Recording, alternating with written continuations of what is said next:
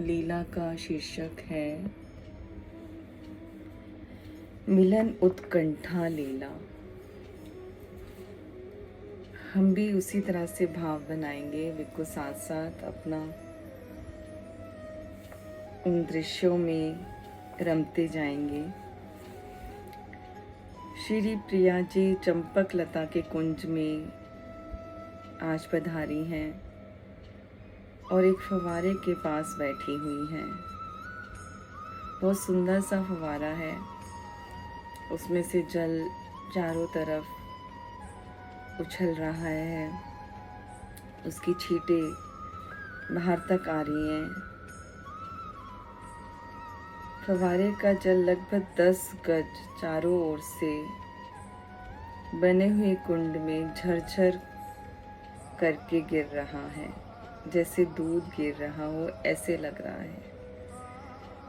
कुंड के चारों ओर उजले रंग के चमकीले सुनहले रंग के पत्थरों की सुंदर गच बनी हुई है। कुंड में उतरने के लिए चारों दिशाओं में छोटी छोटी सीढ़ियां बनी हुई हैं। कुंड के जल पर कमल के हरे हरे बड़े बड़े पत्ते फैले हुए हैं।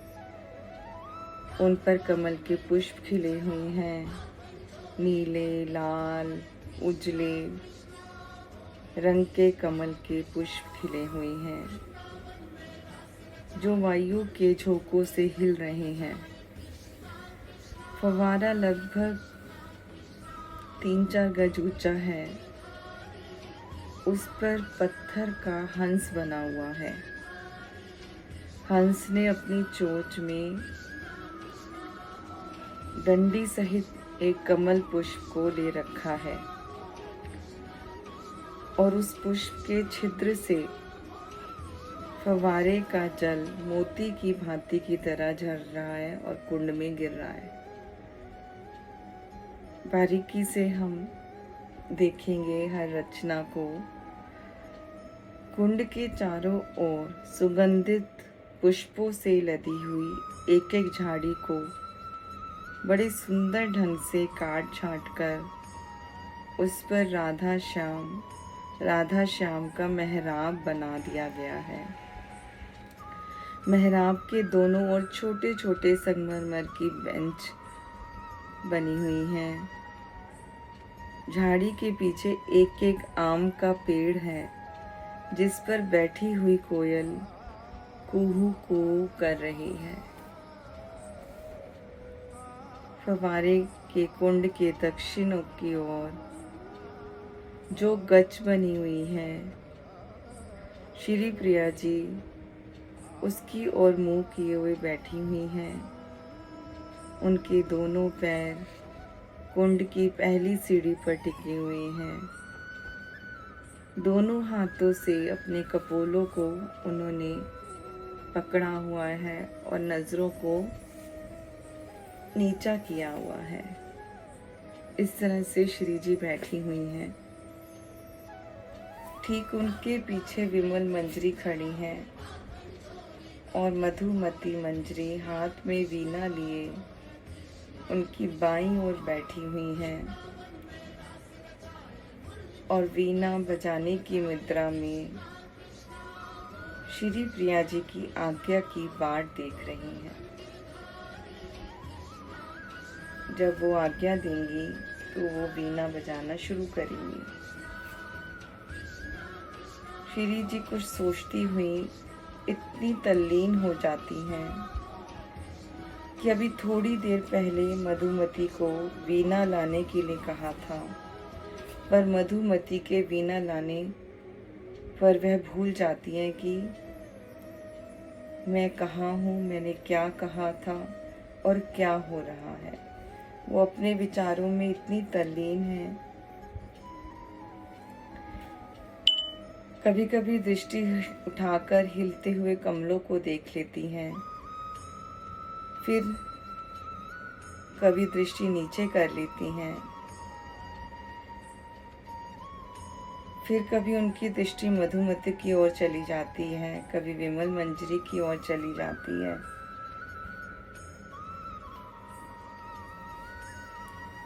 विमल मंजरी अपनी कुंज से श्याम सुंदर का अत्यंत सुंदर चित्र लेकर आती है और प्रिया जी की दाहिनी ओर बैठ जाती है।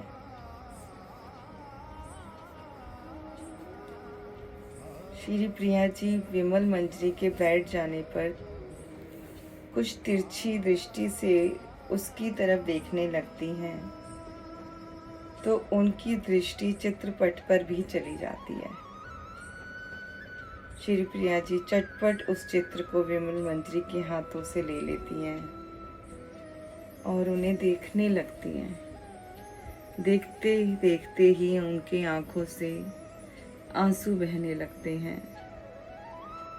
प्रिया जी आंसू रोकने की चेष्टा करती हैं, पर आंसू रुकते ही नहीं हैं, बहते ही चले जाते हैं। चित्र को हाथ में लिए हुए श्री जी चाहती हैं कि उसे देखूं, पर उनकी आंखें आंसुओं से पूर्णतः भर जाती हैं, पर वह चित्र को नहीं देख पाती। चित्र देखने के लिए वह बार बार आंचल से आंसू पोंछती हैं और पोंछकर चित्र की ओर देखती हैं, पर देखते ही पुनः आंखें आंसुओं से भर जाती हैं। 5-6 बार चेष्टा करने पर भी श्री प्रिया जी उस चित्र को देख नहीं पा रही हैं। व्याकुल होकर चित्र को अपने हृदय से लगा लेती हैं और सिर ऊंचा करके रोने लगती हैं। कुछ क्षण इसी तरह से बीत जाते हैं। मधुमती वीणा को रख देती है और अपने आंचल से प्रिया जी के आंसुओं को पोंछने लग जाती है। कुछ देर रोने के बाद प्रिया जी को कुछ धैर्य होता है और वह लड़खड़ाए स्वर में कहती हैं, मधुमती कुछ गा, कुछ सुंदर सा गा। मधुमती वीणा को कंधे के सहारे रखकर गाने लगती है। ये नैना रिजवार नयरी, एक ही बार बिलो की श्याम, को तजी घर बार फकीर भैरी, अब देखूं बिन आंसू ढारत जुग समान, पल बीत गई री। नारायण ये हूँ अति चंचल फल पाई, जस बीस बैरी। गाते गाते स्वयं मधुमती जी मंजरी की आंखों में भी आंसू आ जाते हैं और श्री प्रिया जी सिसक सिसक कर रोने लगती हैं। मधुमती धैर्य धारण करके वीणा को रख देती हैं और श्री प्रिया जी को अपने गले से लगा लेती हैं और अपने आंचल से श्री जी के आंसू पोंछने लगती हैं। कुछ देर बाद श्री जी को कुछ धैर्य होता है और गंभीर होकर वह वहाँ से उठकर झाड़ी के पीछे चली जाती हैं।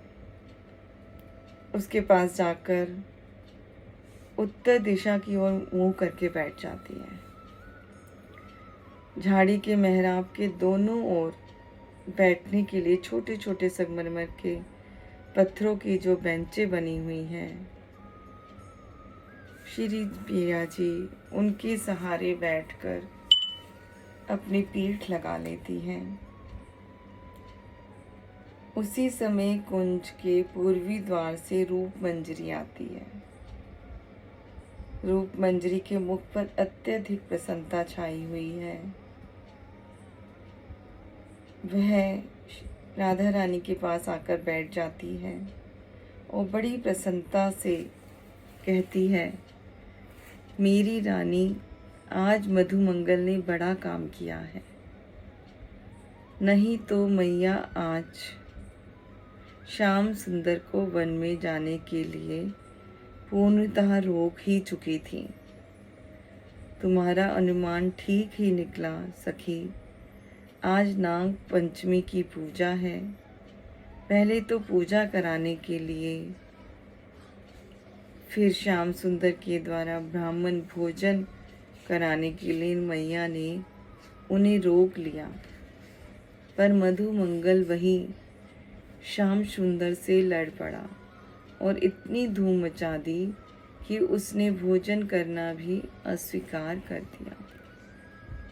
उसके ना खाने से श्याम सुंदर भी भला कैसे खाते। उन्होंने भोजन नहीं किया। मधुमंगल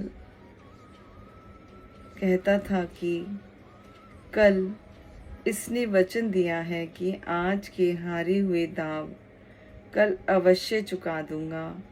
अब यह आनाकानी करता है कि मैया आज वन में जाने के लिए मना कर रही है। श्याम सुंदर के ना खाने के कारण मैया ने हार मानकर उसे आज्ञा दे दी कि अच्छा, 1.5 पहर दिन चढ़ते चढ़ते मैं पूजा समाप्त कर दूंगी, फिर तू वन में चले जाना। मेरी रानी, अब वे आएंगे, अवश्य ही आएंगे। कुछ विलम्ब हो जाए चाहे, आएंगे अवश्य। रूप मंजरी की बातें सुनकर रानी के हृदय को कुछ आशा प्रतीत होती है और प्रसन्नता भर जाती है उनके हृदय में, और रूप मंजरी को वे गले से लगाकर प्रेम करने लगती हैं। इस शुभ संवाद के बाद कृतज्ञता से वो है रूप मंजरी की तरफ देखती हैं। उसी समय राधा रानी की साड़ी उड़ती हुई वहां आ जाती है और वह आकर राधा रानी के सामने बैठ जाती है। राधा रानी उत्कंठा भरी दृष्टि से उसे देखती हैं, साड़ी को अपने हाथ से प्रेम करती हैं, एक हाथ पर रख लेती हैं और दाहिने हाथ से उसको सहलाने लगती हैं, उसके सिर को, पीठ को, और पूछती हैं साड़ी के, मेरे प्यारे श्याम सुंदर का क्या समाचार है? बोल, श्याम सुंदर के आने में कितना विलंब है? सारी कहती है, रानी, वे गायों के साथ नंद भवन के द्वार से बाहर हुए ही थे कि तुम्हें सूचना देने आ गई। इस सूचना से रानी की प्रसन्नता की सीमा नहीं रहती। वह सारी को हृदय से लगा लेती है और सारी भी प्रेम में डूबने लग जाती है। सबके मन में आनंद छा जाता है। सबको संदेह था कि पता नहीं श्याम सुंदर आज आएंगे या नहीं, पर सारी की बातों से सबकी चिंता मिट गई। सभी आनंद विभोर हो गई सखियां। रानी सारी को हाथ में बिठाए रखकर उसे प्यार करने लगी रही। साथ ही उत्कंठा भरी दृष्टि से श्याम सुंदर के आने के पथ की ओर बार बार देखती रही। रानी अभी भी कुछ व्याकुल सी नजर आ रही हैं। सारी हाथ पर से उठकर नीचे भूमि पर बैठ जाती है। रानी उठकर खड़ी हो जाती हैं। थोड़ी देर खड़ी रहकर जिस बेंच के सहारे वह बैठी हुई थी, दोबारा उस पर बैठ जाती हैं और अपना मुख पूर्व की ओर कर लेती हैं और पीठ बेंच के हत्थे पर टिकाकर अपने पैर बेंच पर फैलाकर बैठ जाती हैं। फिर धीरे से कहती हैं सारी के, इधर आ प्यारी। सारी उड़कर श्री जी के चरणों के पास जो बेंच का हत्था है उस पर बैठ जाती है। रानी पूछती है, सारी क्या तेरे जैसे मुझे भी पंख लग सकते हैं? तो सारी कहती है हंसकर, रानी पंख लेकर तुम क्या करोगी? तो रानी कहती हैं, अगर मेरे पंख होते तो मैं भी उड़कर तेरी तरह अपने प्रियतम श्याम सुंदर को देखती फिरती रहती। वह जहाँ जिस जिस कुंज में जाते मैं भी उड़कर वहीं चली जाती। सारी चुप हो जाती है, कुछ भी उत्तर नहीं देती। फिर राधा रानी पूछती है, अच्छा सारी के बता तो सही, श्याम सुंदर मुझे क्यों प्यार करते हैं? सारी कुछ देर चुप रहकर रानी के मुखमंडल की ओर देखती हुई कहती हैं, रानी कभी श्याम सुंदर से पूछकर बताऊंगी। राधा रानी कहती हैं, पर देखना भला क्या है, वे कहीं तुम्हें ठग ना लें। मेरी प्यारी रानी, वे मुझे नहीं ठगेंगे, मुझको भी वे बहुत प्यार करते हैं। राधा रानी प्रसन्न हो जाती हैं और कहती हैं, अच्छा तुझे क्यों प्यार करते हैं यह बता। सारी कहती है, रानी एक दिन मैं उड़कर गई, वहां जाते ही श्याम सुंदर मुझे अपने हाथों में उठाने लगे और हाथ पर रखते ही उनकी आंखों से आंसू झरने लगे, कंठ रूंध गया उनका। फिर वे बोले धैर्य धारण करके कि सारिके, तुम्हें देखते ही मेरे प्राण व्याकुल हो जाते हैं। तू मेरी प्राणेश्वरी राधा रानी की सारी है। आहा, मेरी प्रिया ने अपने हाथों से तुझे स्पर्श किया है और मेरे पास भेजा है। सारी आ मेरे हृदय से लग जा। तू तो सच में सारी बहुत ही प्यारी है। मैं तुझे जिस क्षण इस हाथ पर लेता हूँ, उसी क्षण मेरे चारों ओर मेरी प्यारी राधा ही राधा दिखने लगती है। सारी इसलिए तू मुझे प्राण के समान प्यारी लगती है। रानी के मुख पर गंभीरता छा जाती है। वे कुछ देर चुप रहकर कहती हैं, सारी एक बात पूछती हूँ, तू ठीक ठीक बताएगी ना? सारी कहती है, हाँ रानी अवश्य बताऊंगी, पूछो। अच्छा बता, कोई ऐसी औषधि तू जानती है कि जिसके खाने से मैं मर जाऊं? सारी कुछ देर चुप रहकर सोचती है। इसी समय ललिता दबे पांव से मुस्कुराती हुई पश्चिम की ओर से आ जाती है। रानी इस प्रकार तल्लीन हो रही हैं कि उन्हें ललिता के आने का तनिक भी पता नहीं लगता।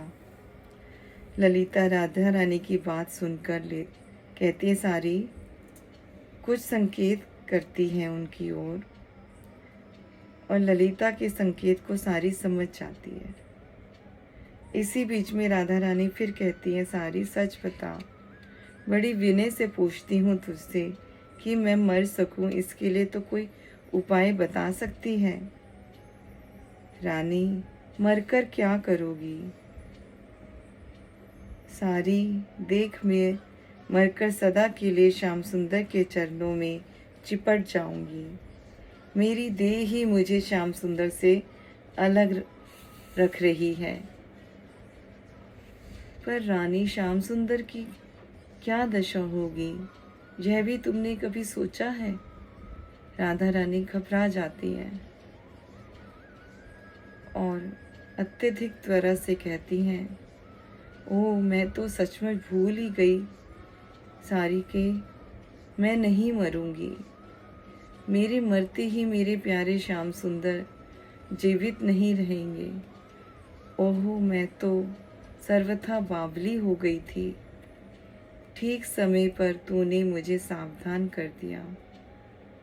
न अब मैं नहीं मरूंगी, कभी नहीं मरूंगी।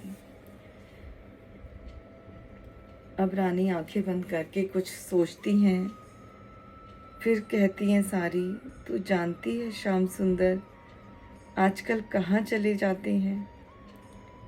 रानी की बात सुनकर सारी कुछ सोचने लगती है।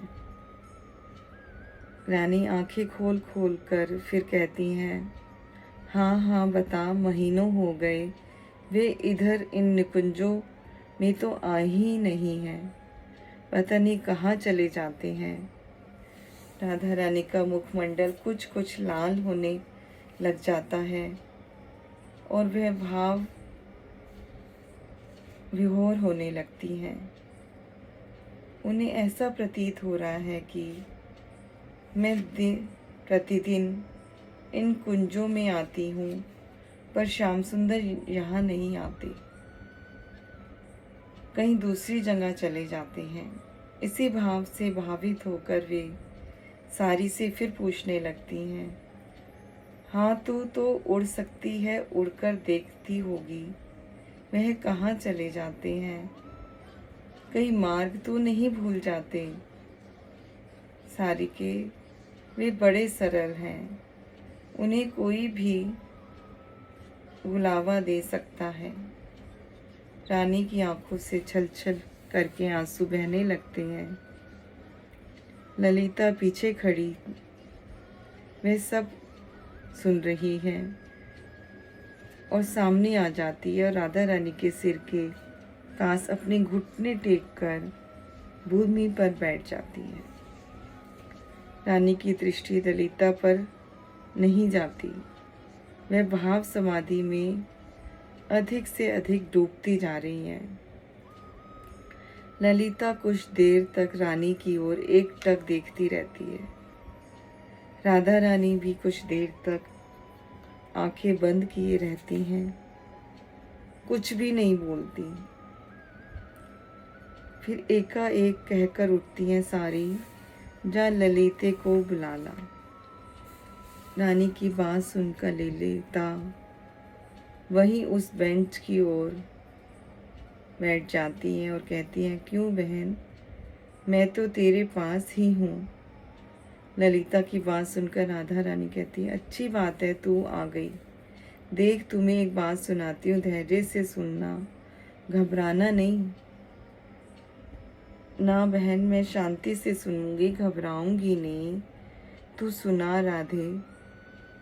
देख ललिते, मुझे एक रोग हो गया है।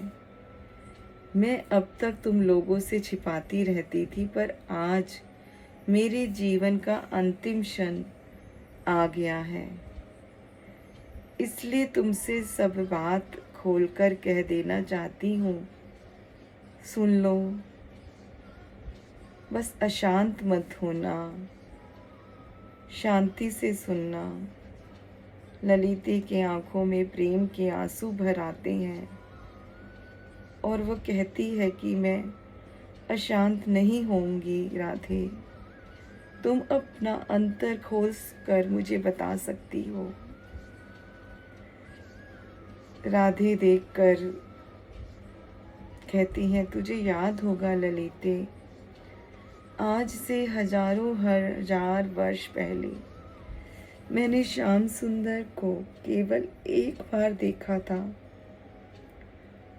और एक बार देखते ही फिर उन्हें मैंने कभी नहीं देखा। हाँ राधे, हाँ ललिते, बस एक बार ही देख पाई, पर उसी क्षण वह छवि में अपने हृदय में छिपाए बैठी हूँ। एक क्षण की छवि मेरे हृदय में बसी हुई है। तुम सबसे मैं छिपाती रही, दिन रात अपने हृदय में उन्हें बिठाए रखकर भावना से उनकी रूप सुधा का पान करती हूँ। बहन ललिते, और मैं साथ ही जलती भी रहती हूँ। मेरा हृदय हर क्षण जलता रहता है। बड़ी विचित्र सी दशा है। रूप सुधा के समुद्र में डूबकर भी मैं जलती रहती हूँ। कभी यह भ्रम हो जाता है कि प्यारे श्याम सुंदर आए हैं, मुझे अत्यंत प्यार कर रहे हैं। इसी आनंद में रात समाप्त हो जाती है, सारे पहर बीत जाते हैं। फिर सोचती हूँ कि ना, यह तो सचमुच मुझे भ्रम हो गया था। हृदय में बिठाई रखकर श्याम सुंदर के साथ मैं भावना का आनंद ढूंढने लगती हूँ और फिर उस आनंद को लूटने लगती हूँ। और इसी प्रकार हजारों हजार लाखों वर्ष बीत गए हैं। मैं एक क्षण में तो आनंद के समुद्र में डूबने लगती हूँ और दूसरे ही क्षण मेरा हृदय विरह अग्नि से दग्ध होने लगता है। इस प्रकार हंसती हुई जलती हुई मैंने लाखों दिन बिताए हैं, पर अब तो हृदय दग्ध हो गया है, पूरी तरह से जल गया है। अब थोड़ी देर में मेरे प्राण बाहर निकल जाएंगे। ललिते, बस एक बार मुझे अपनी रूप सदा का पान कराकर वे श्याम सुंदर आ जाएं, अपने दर्शन दे दें, अपना दर्शन करा दें। पता नहीं वह कहाँ चले गए हैं। प्रतीक्षा में इतने दिन बीत गए, अब आज मेरा अंतिम दिन है। रानी यह कहकर रुक जाती है। ललिता कुछ भी नहीं बोलती। रानी का रोम रोम रोमांच हो रहा है और अश्रुधारा निरंतर बहे जा रही है। एकटक श्री प्रिया जी के मुखारविंद की तरफ देखती हुई ललिता रह जाती हैं और फिर कहने लगती हैं, रानी अब देख, तुझे हृदय को कठोर बनाना पड़ेगा। राधे, तू मुझे अतिशय प्रेम करती है।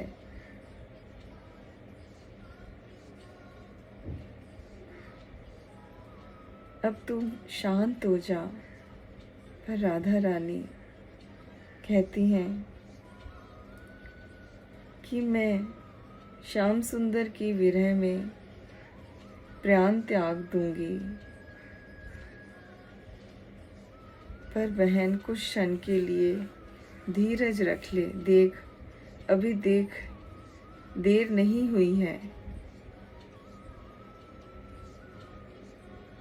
ललिते कहती हैं, शांत हो जा। पर राधे कहती है, नहीं ललिते, मेरे प्राण निकलने ही वाले हैं। तू मेरे प्यारे श्याम सुंदर के उस चित्र को मेरे हृदय पर रख दे। जब प्राण निकल जाएंगे तब उस चित्र को मेरे आंचल से बांध देना और उसे भली भांति कस देना और उस चित्र के साथ ही मेरे प्यारे श्याम सुंदर के कुंड में मेरी जल समाधि दे देना। देख, धीरज से अपनी प्यारी सखी की अंतिम सेवा करना। यह कहकर रानी रुक जाती है। उनकी दशा देखकर ललिता अतिशय व्याकुल हो जाती है और सोचने लगती है कि क्या उपाय करूं जिससे मेरी प्यारी सखी को सांत्वना मिले। कुछ देर सोचती हैं और फिर राधे के कान में कहती हैं, बहन, प्यारे श्याम सुंदर आ गए हैं। वह देखो, विशाखा के कुंज की पगडंडी पर खड़े हैं। रानी के कानों में ये शब्द पड़ते ही वे चटपट उठकर बैठ जाती है तथा कुछ लजाई हुई आंखों से इधर उधर देखने लगती हैं। दृष्टि के सामने विशाखा कुंज की पगडंडी पर नीली साड़ी पहने तथा पीले रंग की ओढ़नी कंधे पर रखे हुए उसी समय अनंग मंजरी आ जाती है और श्री प्रिया जी को कहती है कि श्री प्रिया जी, श्याम सुंदर सच में आ गए रहे हैं, और उन्हें धैर्य बंधाती हैं और धीमे स्वर में कहने लगती हैं, देख प्यारे, श्याम सुंदर आ रहे हैं।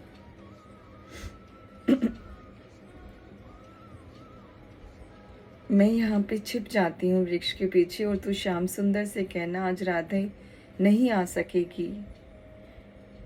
देखती हूँ वो मुझे ढूंढने के लिए कहाँ कहाँ जाते हैं।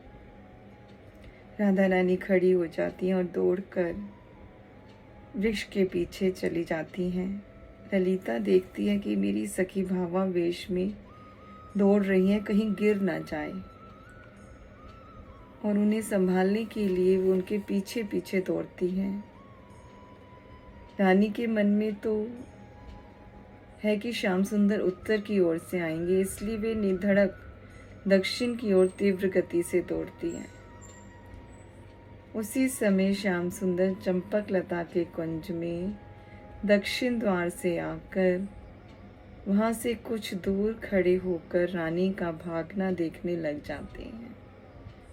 रानी की दृष्टि श्याम सुंदर पर नहीं पड़ती और वे चटपट मेहंदी की क्यारी से घिरे हुए गुलाब की लताओं के नुकुंज में चली जाती हैं और खड़ी होकर उत्तर की ओर देखने लगती हैं कि श्याम सुंदर आ रहे हैं या नहीं आ रहे। ललिता की दृष्टि श्याम सुंदर पर पड़ जाती है और वो बहुत प्रसन्न होती हैं और आंखों में प्रेम पूर्ण संकेत द्वारा श्री श्याम सुंदर को बता देती हैं कि रानी भावाविष्ट हो गई थी। बहुत मुश्किल से उन्हें शांत किया है, अब अपनी प्राण प्यारी को तुम ही संभालो। श्याम सुंदर मुस्कुराने लगते और दबे पांव मेहंदी की कुंज में पहुंच जाते हैं और मेहंदी की लताओं के छिद्रों से राधा रानी को देखने लगते हैं। राधा रानी कुछ देर तक उत्तर की ओर देखती हैं, फिर पश्चिम की ओर, फिर दक्षिण की ओर, फिर पूरब की ओर। चारों दिशाओं में देखते देखते थक जाती हैं और भूमि पर बैठ जाती हैं। इतने में ललिता निकुंज में भीतर आ जाती हैं जहाँ रानी बैठी हुई हैं और कहती हैं, राधे, श्याम सुंदर टूदे ढूंढते फिरते होंगे। बड़ा अच्छा हुआ, प्रतिदिन देर करने लगते हैं। आज पता चलेगा कि प्रतीक्षा करने से कितना दुख होता है। रानी कुछ उदास सी हो जाती है और कहती है, ललिते, यदि श्याम सुंदर मेरे प्यारे मुझे ढूंढते फिर रहे हैं तो मैं नहीं मिलूं तो उन्हें कष्ट होगा। एक दो क्षण के बाद रानी तुरंत बोल उठती है, बहन, मैं नहीं छिपूंगी, उनके कोमल हृदय को दुखा नहीं सकती। मैं उन्हें आनंद देना चाहती हूँ। चल, उधर ही चल, फुवारे के पास। श्याम सुंदर आए तो मुझे एकदम से देख लें। श्याम सुंदर छिपे हुए हैं और प्रिया जी की बातों को सुन रहे हैं और वो भी प्रेम से विभोर हो जाते हैं। राधा रानी जल्दी से उठकर भागना चाहती पर ललिते उनको राह पकड़कर रोक लेती है और फिर वहीं बिठा लेती है। बहन, तू मुझे नहीं जाने देगी। मैं वहीं फवारे के पास जाकर खड़ी होती, मुझे अति व्याकुलता हो रही है। मेरे श्याम सुंदर मुझे ढूंढ रहे होंगे। ललिता उठकर श्याम सुंदर के पास जाती है और कहती है धीरे से, राधा रानी इस प्रतीक्षा में है कि श्याम सुंदर आने वाले हैं, इसलिए कभी निकुंज के बाहर झांक रही हैं, कभी उत्सुकता भरी दृष्टि से देख रही हैं। निकुंज में फूलों की एक शैया है। रानी उसी शैया पर जाकर लेट जाती है और आंखें बंद करके धीरे धीरे गुनगुनाने लगती हैं। श्याम सुंदर ललिता मेहंदी लता के छिंदरों से झांक कर श्रीप्रिया की प्रेम लीला को देख रहे हैं। कुछ देर तक गुनगुनाने के बाद राधे उठकर बैठ जाती हैं और अपने दोनों तलहटी पर अपना मुख रखकर कुछ सोचने लग जाती हैं और कहती हैं, प्यारे श्याम सुंदर, हृदय का कोना कोना तुम्हारा है, मेरे जीवन सर्वस्व। इस हृदय को प्रतिदिन तुम्हारे लिए ही सजा सजा कर रखती हूँ मैं। देखो आज भी तेरे लिए ही इसे सजाकर तेरी प्रतीक्षा में बैठी हूँ। पता नहीं तुम कब आओगे। विकलता के कारण श्रीप्रिया जी बड़ी ही उत्कंठित होकर खड़ी हो जाती हैं और बावली से होकर निकुंज के पार आ जाती हैं और भावाविष्ट हो जाती हैं। निकुंज के द्वार पर पत्तों का बना हुआ खेल का एक झूला है। उसे देखकर उसे प्रतीत होता है कि मैं झूले पर झूल रही हूँ और प्यारे श्याम सुंदर मुझे झोंटा दे रहे हैं, जिससे मेरी साड़ी पवन के झोंकों में उड़ रही है। इतने वेग से झोंटा दे रही हैं कि मेरी साड़ी का आंचल नीचे गिर गया है और गुलाब के कांटों में उलझ गया है। रानी अनुभव करने लगती है। इस तरह से रानी को भावावेश होने लगता है और वह मेहंदी की क्यारी की परिक्रमा लगाने लगती है और श्याम सुंदर से टकरा जाती है। श्याम सुंदर का स्पर्श होते ही श्री जी समझती हैं कि मुझे आग्रह पूर्वक झूले पर ले जाना चाहते हैं, इसलिए श्री प्रिया प्रेम में अतिशय अधीर हो जाती है और बाहर से कपट क्रोध करती हुई उसी भावावेश में खड़े श्याम सुंदर का हाथ पकड़ लेती हैं और कहती हैं, देखो अब यूं नहीं झूलूंगी। ये जो तुम्हारा पीताम्बर है, मैं इसे कसकर अपने ऊपर बांध लूंगी। फिर कोई बात नहीं। श्याम सुंदर श्री प्रिया जी के हृदय को भावावेश में जान लेते हैं कि वो भावावेश में आई हुई हैं और हंसकर अपना पीताम्बर श्री प्रिया जी को उड़ा देते हैं। प्रिय, जो तू कहेगी वही करूँगा। श्याम सुंदर के वचनों के कान में पड़ती ही श्री जी प्रकृतिस्थ हो जाती हैं, भाव से बाहर आ जाती हैं और देखती हैं कि प्यारे श्याम सुंदर मुझे पीताम्बर उड़ा रहे हैं। रानी को सारी बातें स्मरण हो जाती हैं और वो सकुचा जाती हैं। श्याम सुंदर उन्हें अपने हृदय से लगा लेते हैं और ललिता खिलखिलाकर हंस पड़ती हैं और सखियाँ दासियाँ दौड़ती हुई सभी वहाँ आ जाती हैं। उनके इन सुंदर प्रेम मिलन को देखकर सब सखियाँ प्रेम से भर जाती हैं और इस तरह से श्री जी की सुंदर मिलन उत्कंठा को विश्राम मिलता है। श्री राधे श्री राधे।